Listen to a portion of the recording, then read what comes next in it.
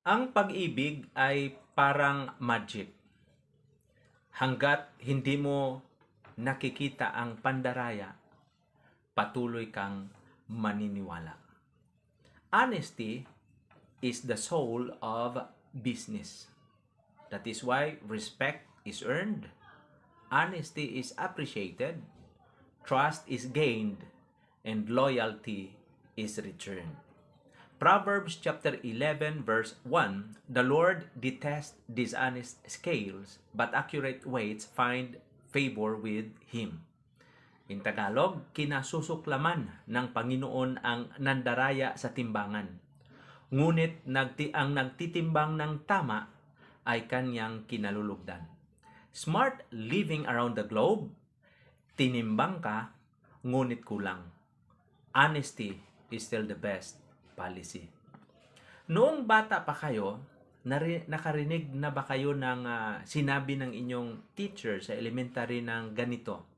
If you cheat, you will only be cheating yourself. Ayan.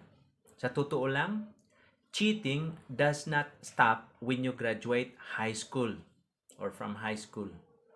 In fact, cheating gets even worse in the adult world. Mayroong akong tanong.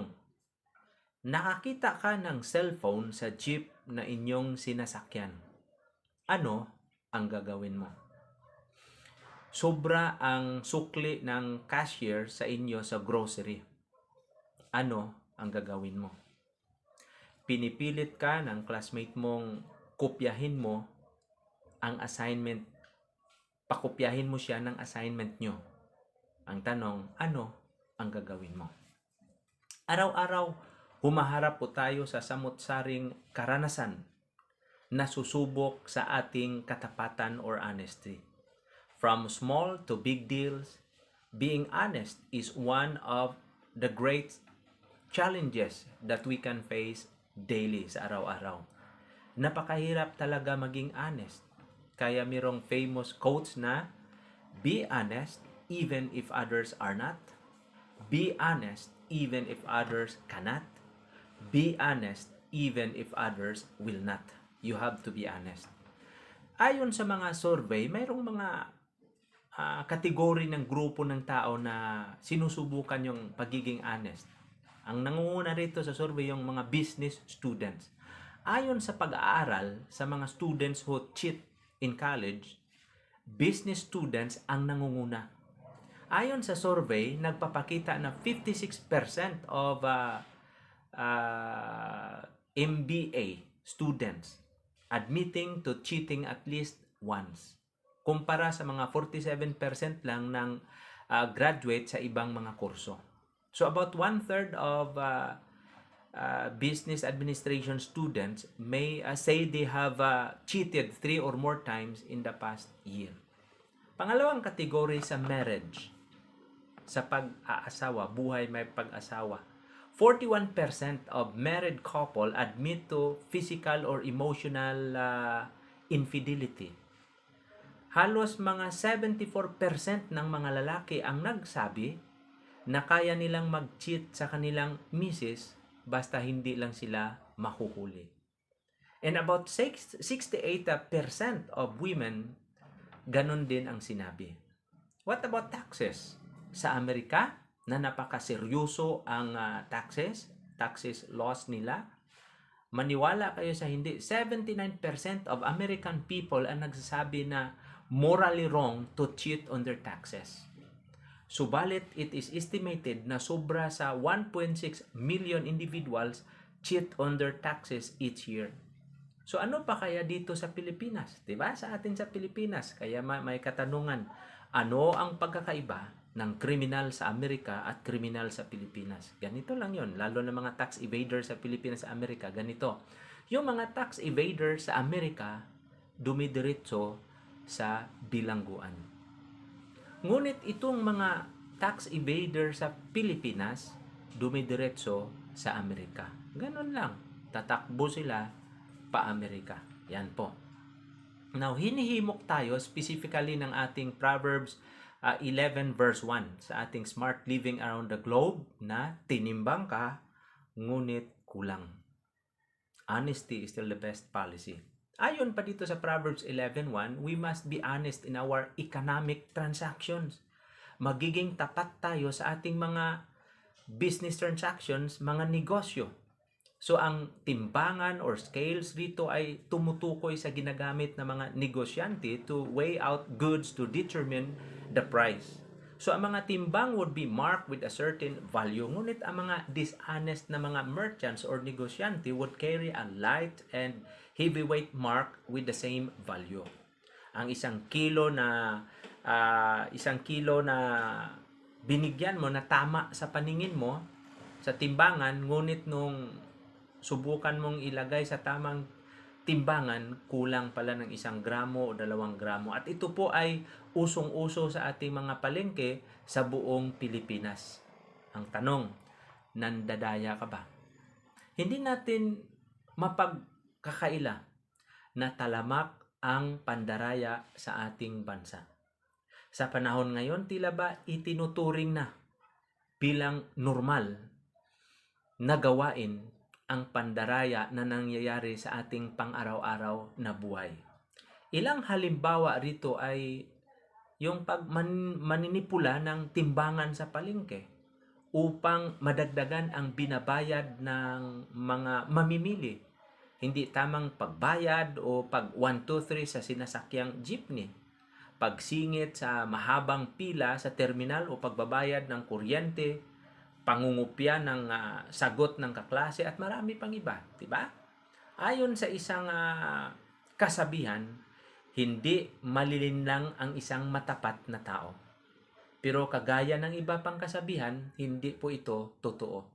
May ibang pandaraya na napakagaling ang pagkagawa.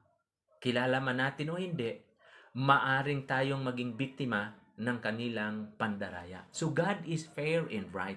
And He expects you to be fair and right. Kaya pati ang mga madadayang mga timbangan ay kanyang nakikita, binabantayan ng Diyos. Because God is perfect at inasahan niya tayo na maging perfect, magiging matured. So He hates cheating or compromise in our dealings. He loves honesty and integrity. Sisirain ka ng Diyos professionally if you cheat, ngunit i-bless ka niya if you are just and fair. So mga ilang beses na po ito tinuro ni Solomon. Hindi lang po ito sa Proverbs 10 or 11 verse 1, kundi nandun din mababasa natin sa Proverbs 16 verse 11 ang sinabi, honest scales and balances belong to the Lord. All the weights in the bag are of His making. Proverbs 20 verse 10 and verse 23, differing weights and differing measures, the Lord detests them both. The Lord detests differing weights and dishonest scales do not please Him. Yan po mga kapatid. So one of the striking things about verse 1 is the direct theological reference na ang sinabi ni Solomon ay tungkol sa economic transactions, not about high and exalted spiritual realities, yet God responds with approbation or condemnation. God is not too transcendent to concern Himself with the mundane or ordinaryong mga bagay tulad ng economics. He desires to see righteousness and honesty flourish in the details of the human life. So bakit nga ba napakahirap maging honest? Yan ang tanong. Ikaw, di ka ba nahihirapan maging honest? Madali ba sa inyo magiging honest? Magpakatotoo ka. Maybe some of us would think na kapag maging honest tayo, malalamangan tayo dahil hindi sila patas lumaban. Paano ka mananalo sa buhay kung hindi ka rin mandaraya? Pero sa totoo lang, kung ikaw ay naging dishonest, ikaw din ang sobrang lugi ayon sa opening statement natin kanina tungkol sa sinabi ng guro. Bakit? Kapag nakagraduate ka sa school na puro pangungupya at pandaraya, sino ngayon ang nawalan? Kapag gumamit ka ng timbangang may daya, paano ka magkakaroon ng mabubuting suki? Kapag puros kasinungalingan ang nakalagay sa resume mo, sino ang niloloko mo? Kapag gumagamit ka ng jumper sa kuryente ng Meralco, sino ang napapahamak sa huli? Kapag ninakawan mo ang BIR, hindi tama ang inyong pagre-report sa BIR kung ikaw ay negosyante at hindi ka rin nagbibigay ng tithes. Nako, sabi ng Diyos, ibigay kay Caesar ang sa kay Caesar at sa Diyos ang sa Diyos. Ang ginawa mo, dalawa ang ninakawan mo, si Caesar at ang Diyos. Sino ngayon ang mamawalan? So, cheaters don't actually win. Ito po ang sinasabi ng Proverbs 11 verse 1. Kaya, smart living around the globe, tinimbang ka, ngunit kulang. Honesty is still the best policy. So wag nating kalimutan ang lumang kawikaan na cheaters never prosper. At ito ay totoo. God is a God of justice. God is a God of truth, pure and unspotted. It is the very essence of the divine character. Kapag mayroong pandaraya sa mundo, wherever injury, wherever oppression, there is God's anger and loathing accompanying it. So ang maling timbangan, ang timbangan ng mandaraya ay kasuklam-suklam sa paningin ng Panginoon. Ngayong beer season, no? September, Christmas season, ramdam na ulit ang Christmas rush. Ngunit sa makasamaang pala dahil sa pandemic, medyo cancel lahat ng mga Christmas traditions natin. Ngunit ibalik natin halimbawa, balikan lang natin sandali ang Christmas tradition. Bukod sa pang-regalo, nandyan rin ang handa sa mesa, sa muling kakariri ng mga Filipino. At iba't ibang sangkap, gulay at prutas na binibili ng kilo-kilo. Pero ano ang kasiguruhan? Ano ang kasiguruhan mo na ang pinamili mo sa mga pinamili mo sa timbang ay talagang sakto? 'Di ba? So, ang alanganin na timbangan ang siya ang napansin ng marami sa atin kapag tayo'y namamalingki. Kilo-kilo pa naman kung minsan ang bibilhin ng iba, ng ilan, dalhin sa bahay, pero kalaunan naramdaman nila na gumagaan na ang kanilang bibit-bitin, yun pala may dayaan. So, tinimbang ka, ngunit kulang kapatid. Honesty is still the best policy. Kapag kayo ay may struggle na maging honest, o dapat ay upang makaiwas kayo sa pandaraya sa kahit anong bahagi ng inyong buhay, tandaan po natin ang Proverbs 11:1 at iba pang mga verses sa Bible. Kahit wala pang maniwala sa inyo, kailangan mong maging honest ka pa rin. May naniniwala man sa iyo, wala, kailangan maging honest ka, hindi lang sa mga taong nakapaligid sa inyo, kundi sa sarili mo mismo. Transparency is the cornerstone of intimacy in any relationship, including our relationship with God. So that matters most kasi walang ibang mas nakakaalam sa totoo maliban sa Diyos at ang inyong sarili. So kung ayaw maniwala ang iba sa inyo, hayaan mo lang sila. Hindi mo naman kasi maiwasan yung mga taong kagaya nilang mapangusga. Hindi naman kakulangan sa inyo ang magsabi ng totoo o maging honest. Sa halip yun ang magdudulot ng kabutihan sa inyo. Lagi mong tandaan na di mahalaga ang mga matang nakamasid sa paligid mo, kundi ang mata ng Diyos. Ipagpasa nyo sa Diyos yung inyong problema tungkol sa kanila. At ito po ang last. Bakit po tayo dapat maging honest? Galatians 6:7, anuman ang inihasik ng isang tao, ito rin ang kanyang aanin. What you sow, you shall reap. Kung makakalusot ka, makapanglamang o makapandaraya, siguradong meron itong balik sa inyo. Hindi man ngayon, baka bukas, pero sa susunod na panahon, siguradong aanihin mo ang inyong pagiging hindi tapat. Kaya sabi nila, ang karma ay parang pelikula. Kung hindi now showing, coming soon. Meron pang next picture. Kaya dapat tayo ay maging tapat in all our dealings, in everything we do. Di mo man maramdaman ang reward mo kaagad, siguradong bukas, makalawa, aanihin mo ang bunga ng inyong pagiging honest. God is watching us. Kaya, sabi nila, do not do to others what you don't want others will do to you. Sa Tagalog, huwag kang ganyan. Pag ganyan ka, huwag naman ganon. Di, biro lang. But if you want people to be honest with us at all times, in everything we should also be honest to others. Maraming salamat po. Tayo po ay malalangin.